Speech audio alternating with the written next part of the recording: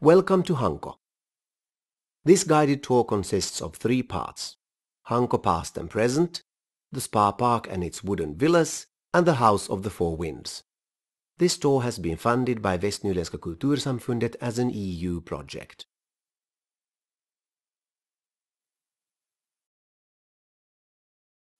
Hanko Past and Present. Hanko today is a charming small town of almost 10,000 inhabitants set in a magnificent natural landscape with over 30 kilometers of sandy beaches. Its history too is both dramatic and fascinating.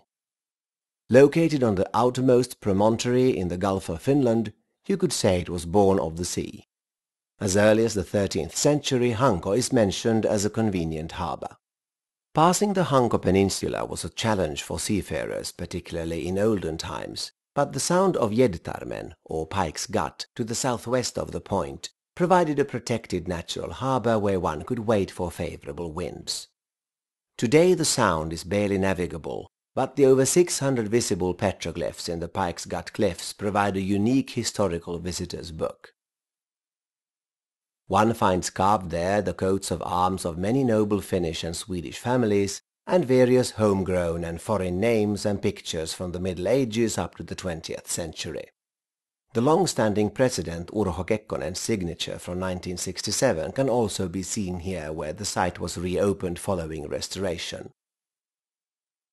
But proximity to the sea has also made the peninsula exposed to war, in particular since the Russian Tsar Peter the Great drew up plans in the 18th century for naval fortresses on either side of the Gulf of Finland to guarantee safety for his newly founded city, St. Petersburg. The only remaining building from Hanko Fortress is situated immediately behind the row of restaurants in the old warehouses of the Eastern Harbour. This grey stone building, built in 1792, is now the Hanko Museum, presenting special exhibitions throughout the year.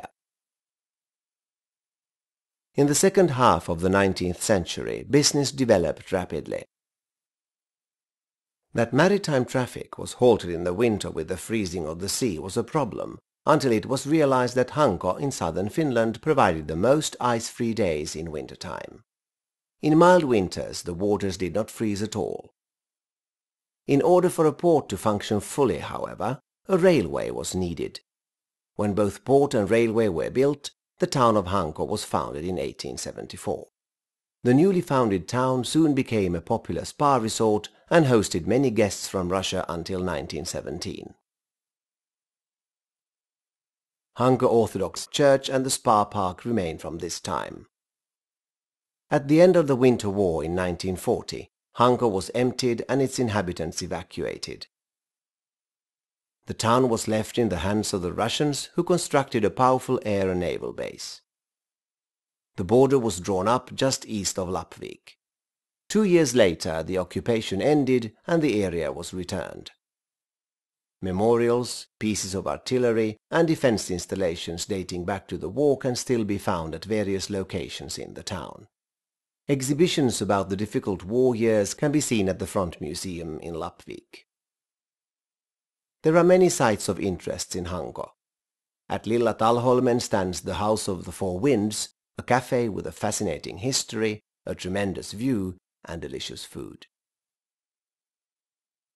2 stately buildings tower over the centre of town: Hanko Church from 1892 and the Red Water Tower, rebuilt after World War II. On the outermost skerry of the archipelago, 25 kilometers southwest of Hanko, rises another superb stone building, Bengtkär Lighthouse. Built from the granite of the rocks on which it stands, it guided seafarers through the treacherous waters where the Baltic Sea meets the Gulf of Finland. At 52 meters, it is the highest lighthouse in the Nordic countries. Today Bengtkär offers a wonderful mix of unique nature, exciting history and a multitude of services. It is a world-class tourist attraction with Finland's first lighthouse museum, exhibitions, a chapel and conference and accommodation facilities.